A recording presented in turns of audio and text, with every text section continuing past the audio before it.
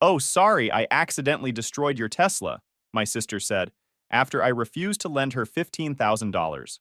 Dad added, "It's just an accident." I didn't argue. That night, I made a few calls and changed a few passwords.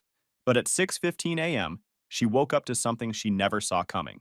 Buckle up, Reddit, because this story is absolutely wild, and I'm still processing everything that went down. This happened over the past 6 months, and honestly changed my entire perspective on family.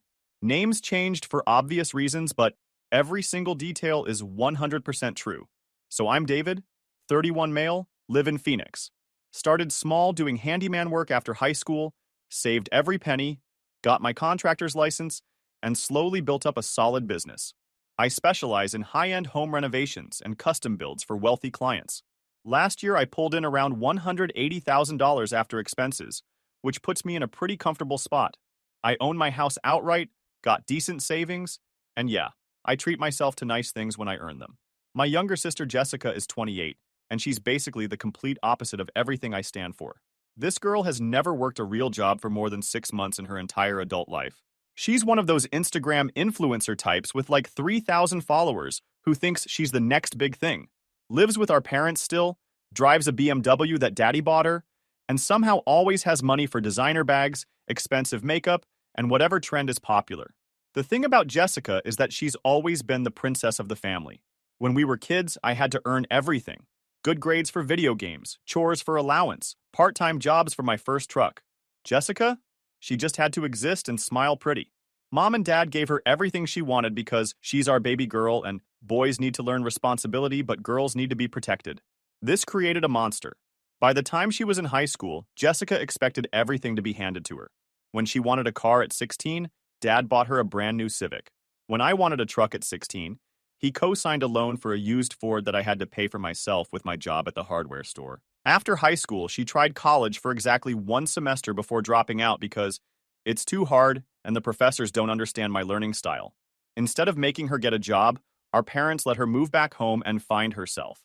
That was 10 years ago. Since then, Jessica's had maybe 8 different careers. She tried being a makeup artist, quit after 2 months. Personal trainer, never got certified. Dog walker, too much work. Social media manager, fired for posting inappropriate content on a client's business account.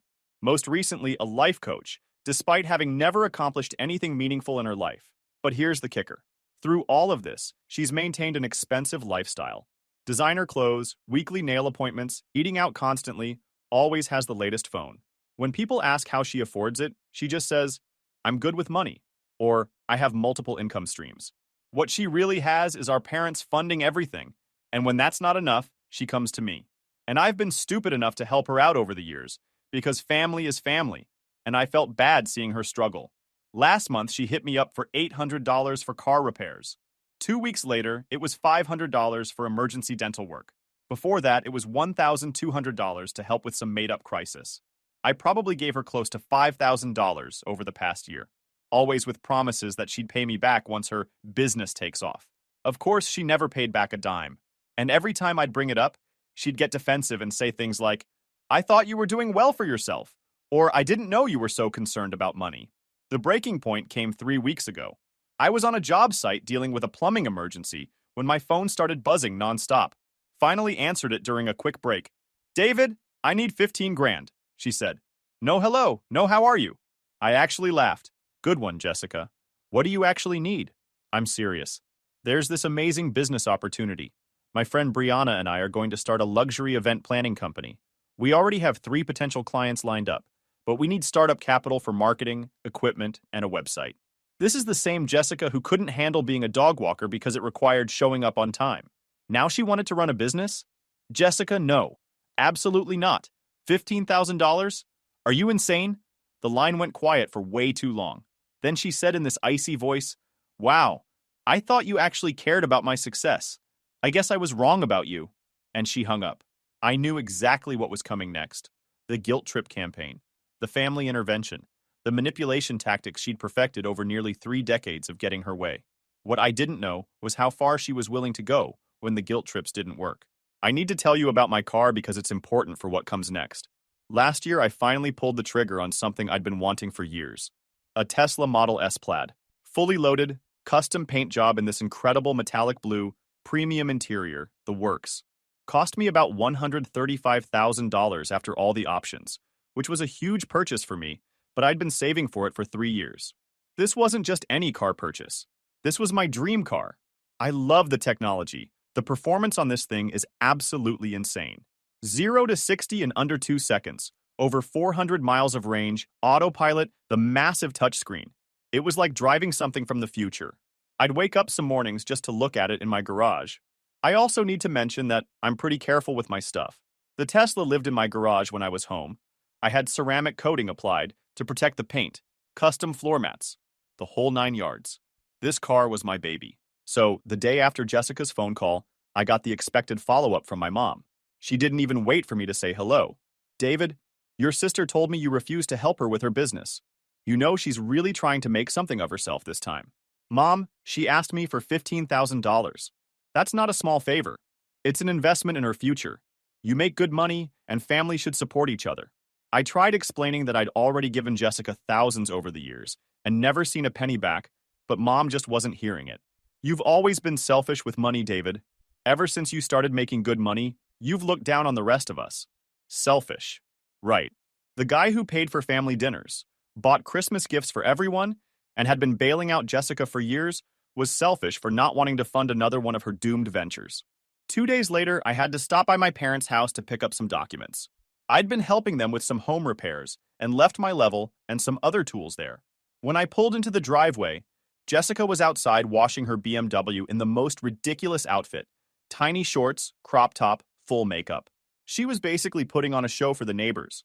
When she saw me, she made this big dramatic show of turning away and ignoring me. I grabbed my tools and was heading back to my truck when she finally spoke up. "Nice Tesla," she said with this fake sweet voice.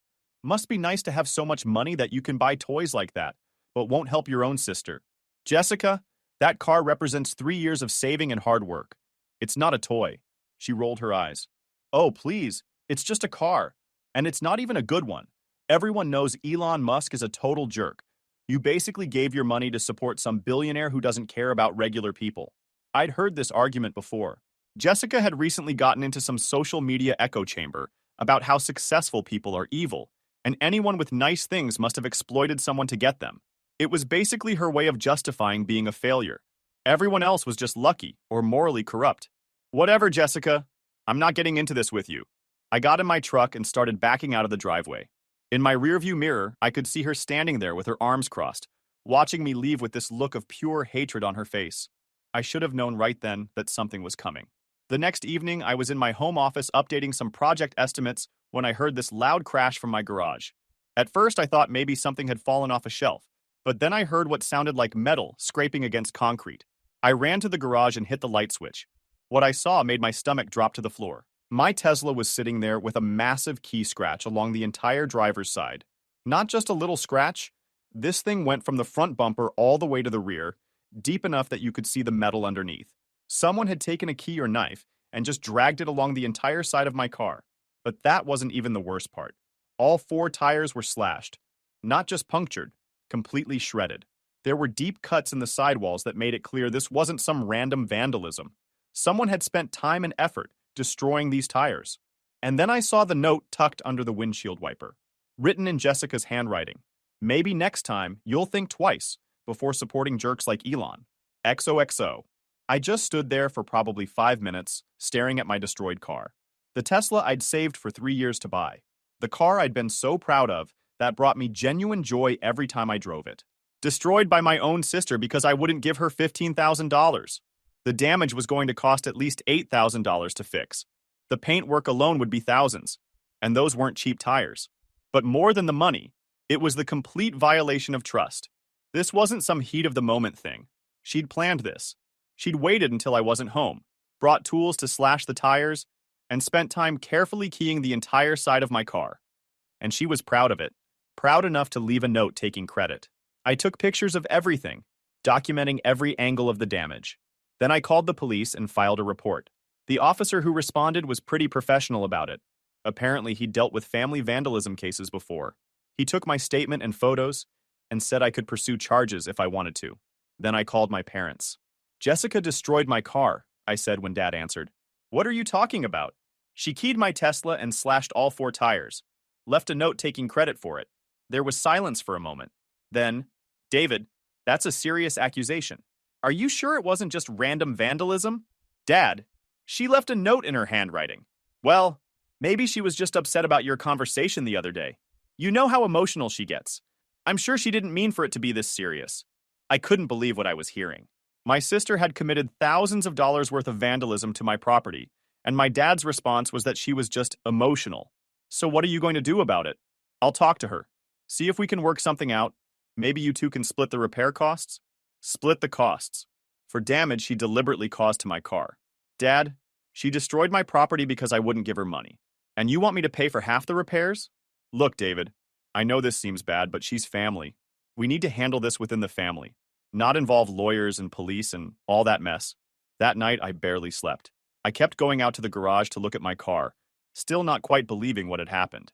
Every time I saw those destroyed tires and that long scratch down the side, I felt this mixture of rage and disbelief. Jessica had crossed a line that I didn't even know existed. This wasn't just asking for money or being entitled. This was deliberate, malicious destruction of something she knew meant a lot to me. And my parents' response made it clear that they were going to protect her just like they always had. But what Jessica didn't realize was that she just made the biggest mistake of her life. The next morning, I got a call from my mom before I even had my coffee. David, your father told me about your car. I think you're blowing this way out of proportion. Mom, Jessica caused $8,000 worth of damage to my car. How exactly am I blowing that out of proportion? She was upset. You know how she gets when she feels rejected. Maybe if you'd been more supportive of her business idea, this wouldn't have happened. I had to put the phone down for a second because I couldn't believe what I was hearing. My mother was literally blaming me for my sister vandalizing my car. So it's my fault that Jessica destroyed my property? I'm saying that families should work together instead of holding grudges. Your sister feels terrible about what happened. Does she? Because she left a note bragging about it. That was just her way of expressing her frustration. She didn't think about the consequences. This became the party line for my entire family. Jessica was just expressing frustration, and I was being dramatic and holding grudges.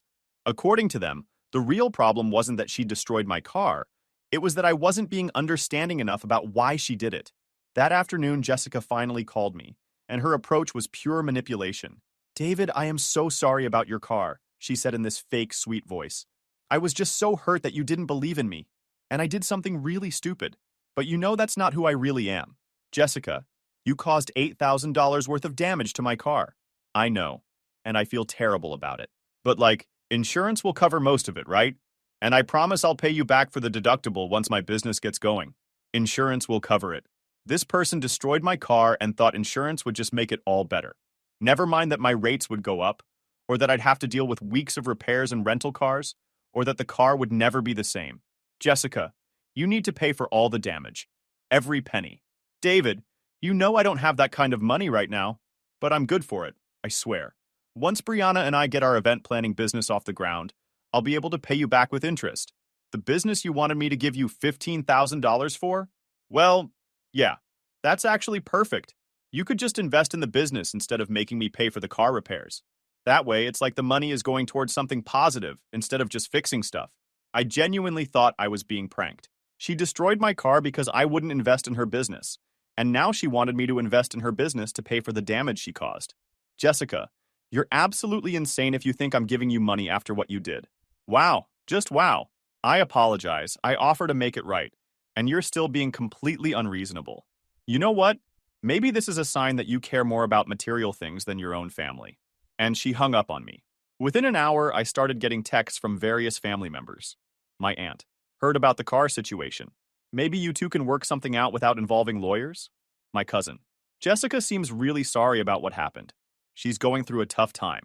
But the worst was from my uncle. David, I know Jessica made a mistake, but she's family.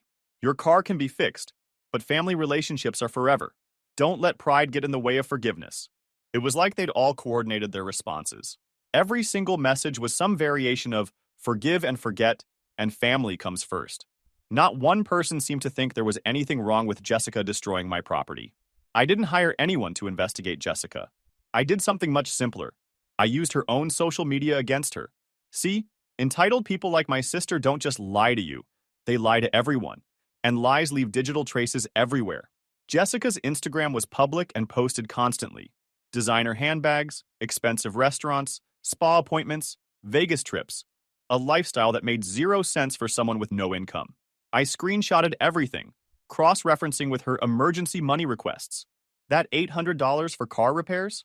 She posted a Nordstrom shopping haul the same day. The $500 for dental work? She was at a luxury resort in Cabo that weekend.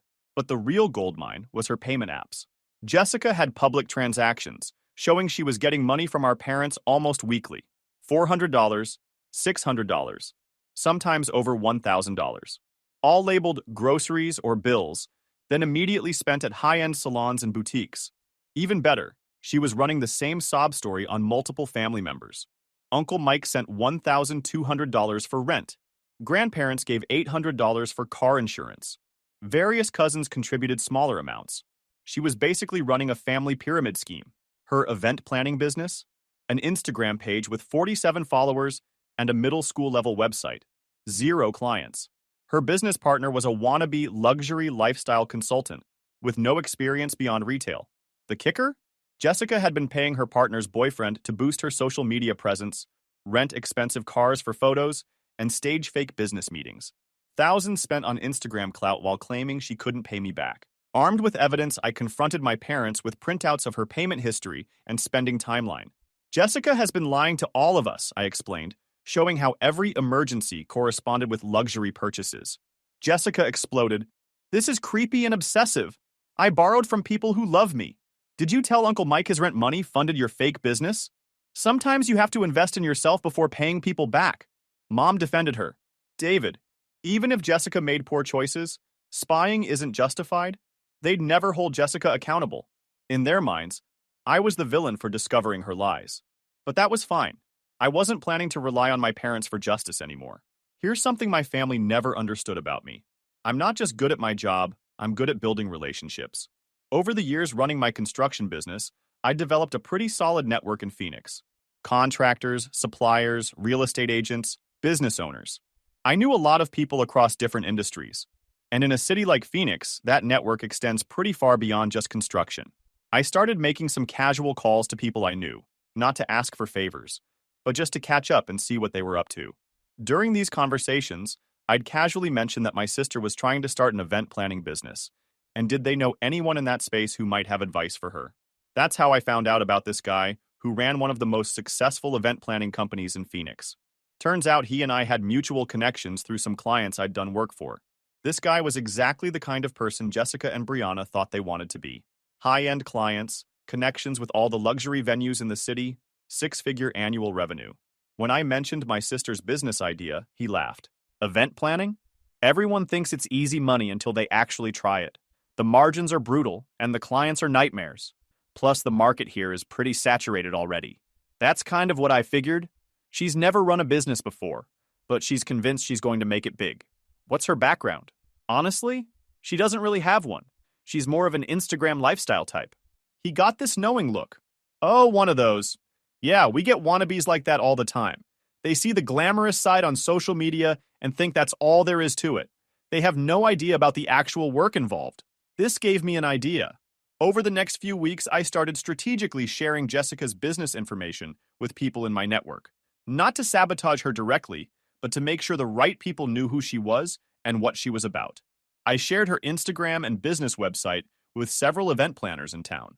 Within days, Jessica and Brianna were basically blacklisted from working with any legitimate vendors or venues in Phoenix. Nobody told them they were blacklisted, of course. They just started getting a lot of "we're fully booked" responses when they tried to set up meetings. But the real masterstroke was what I did with Jessica's financial information. Remember how I documented all her payment transactions and spending patterns? Well, I organized all of that into a very professional-looking report and shared it with a few key family members. Not to attack Jessica, but to make sure everyone had the full picture of her financial situation. I sent it to Uncle Mike, who'd given her $800, our grandparents who'd given her money multiple times, and a few cousins who'd been contributing to her various emergencies. The report was completely factual.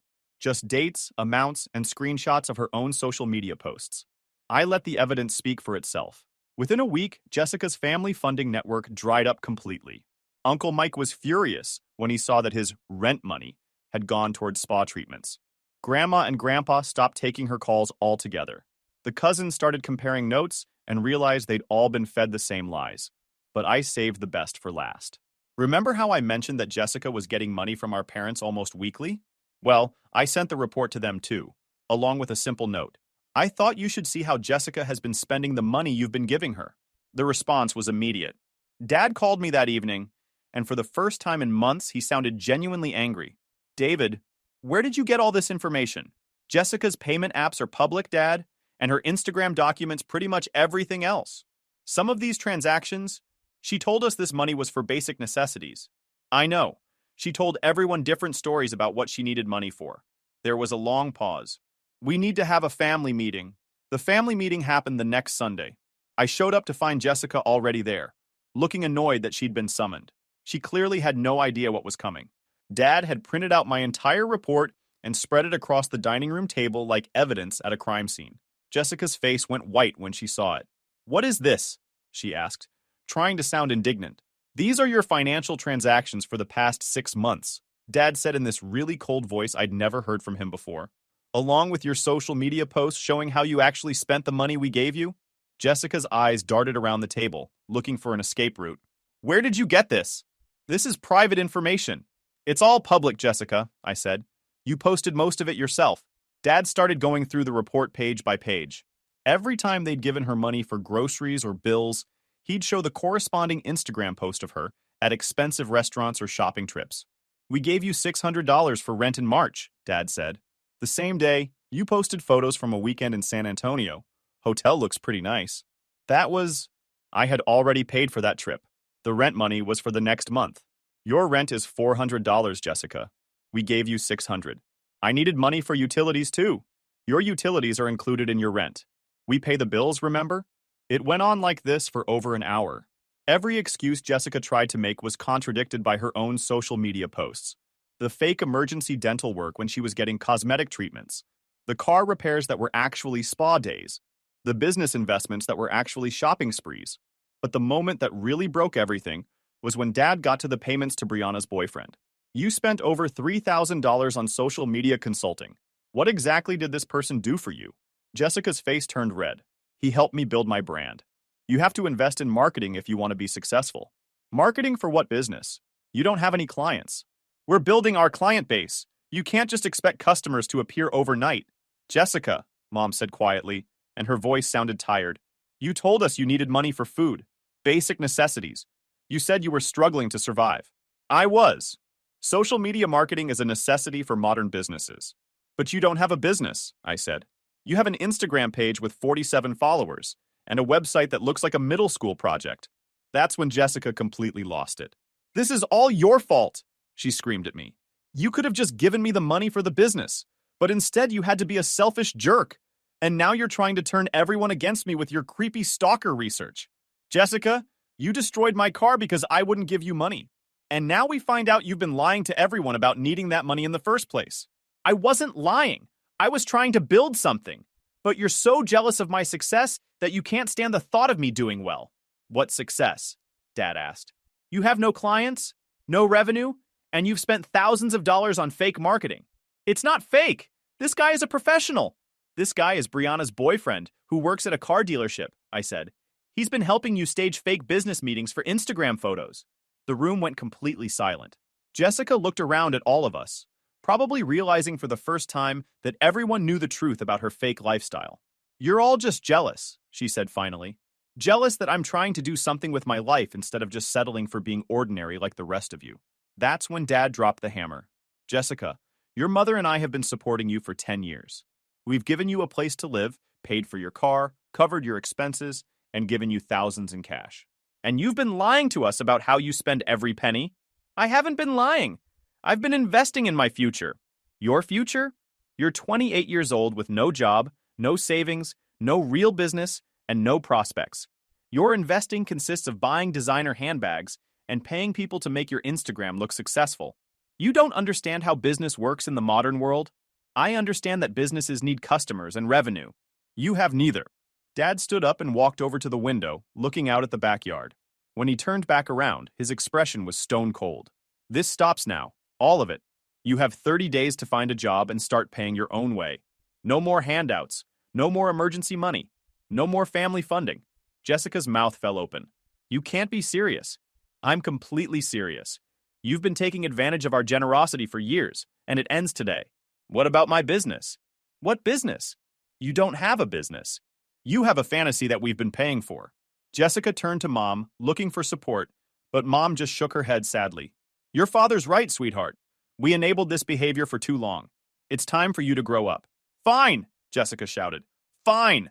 I don't need any of you anyway. My business is going to be huge, and when I'm successful, you'll all be begging me for help. She stormed out of the house, slamming the front door so hard it rattled the windows. Dad turned to me. David, about your car? It's handled, I said. I'm not expecting Jessica to pay for it anymore. We'll cover the repairs. It's the least we can do. I shook my head. Dad, this was never about the money. It was about accountability. You just held her accountable, and that's worth more than any car repair. But what none of us knew was that Jessica's downward spiral was just getting started. Jessica lasted exactly 3 weeks on her own. At first, she tried to prove everyone wrong. She moved in with Brianna temporarily and doubled down on the event planning business. They actually managed to book one small client, a baby shower for someone Brianna knew from high school. The event was a complete disaster. They showed up 2 hours late because Jessica had overslept. The decorations they'd ordered were wrong. The catering they'd arranged fell through at the last minute because they'd never actually paid the deposit. The client demanded a full refund and posted a scathing review online that basically ensured they'd never get another customer in Phoenix. Without family money coming in, Jessica's fake lifestyle collapsed overnight. She couldn't afford her car payments, so the BMW got repossessed. She couldn't pay Brianna rent, so she got kicked out. She couldn't keep up with her designer lifestyle, so she started selling her handbags and jewelry online. But the real breaking point came when she tried to use my parents' credit card for an emergency hotel room and discovered they'd removed her as an authorized user. That's when the calls started. First, it was Mom. David, your sister is in a really bad place right now. She's been staying in her car for 3 days. Maybe you could help her find a job or something. Mom, Jessica needs to figure this out on her own. That's what growing up means. But she's family. We can't just let her be homeless. She's not homeless by choice. She had options. She chose to destroy relationships instead of accepting reality. The calls from Jessica herself started a few days later. The first one was still defiant. David, I know we've had our differences, but I'm in a temporary rough patch. If you could spot me a few hundred just until I get back on my feet. No, Jessica. Come on, I'm your sister. I'm literally sleeping in my car. Then maybe you should have thought about that before destroying my Tesla. She hung up on me. The second call was more desperate. David, please. I haven't eaten in 2 days. I just need enough for food and maybe a cheap motel room. Jessica, there are homeless shelters and food banks. You have options. I can't go to a homeless shelter. Do you know what kind of people are there? Yeah, people who are homeless. Like you. This is temporary. I just need a little help to get back on track. Number.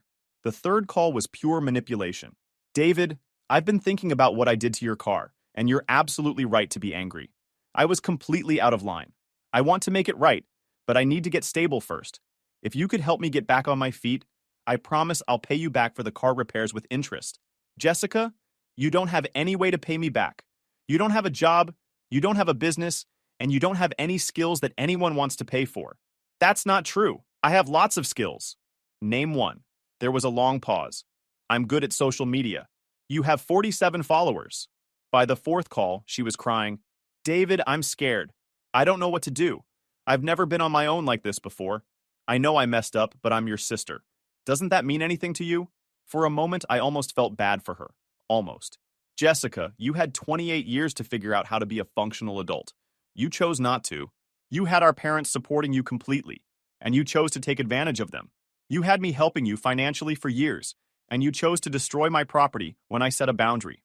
Every single problem you have right now is the direct result of choices you made. But I can change. I learned my lesson. What lesson is that? That family is important, and I shouldn't have destroyed your car. That's not the lesson, Jessica. The lesson is that actions have consequences, and the consequence of your actions is that nobody trusts you anymore. The fifth call came from a number I didn't recognize. When I answered, it was Jessica, but she sounded different. Broken. David, I'm at the emergency room. My heart jumped for a second. What happened? Are you okay? I I tried to sleep in my car behind a store last night, and someone tried to break in. I ran, but I fell and hit my head on the curb. They want to keep me for observation, but I don't have insurance. Jessica, I know you have every right to hate me. I know I brought this on myself, but I don't have anyone else to call. Mom and Dad won't answer their phones. None of my friends will help me. You're the only family I have left. I sat there listening to her cry, thinking about everything that had led to this moment. Part of me wanted to rush to the hospital and fix everything. That's what the old me would have done. But the old me was the reason Jessica never learned to take care of herself. Jessica, I'll come to the hospital, but I want you to understand something. I'm not there to rescue you. I'm there to help you figure out how to rescue yourself. What does that mean? It means you're going to apply for assistance to cover your medical bills. You're going to go to social services and apply for emergency housing help. You're going to get a real job, even if it's minimum wage. And you're going to start acting like the adult you should have been years ago. And if I do all that, then maybe eventually we can rebuild some kind of relationship.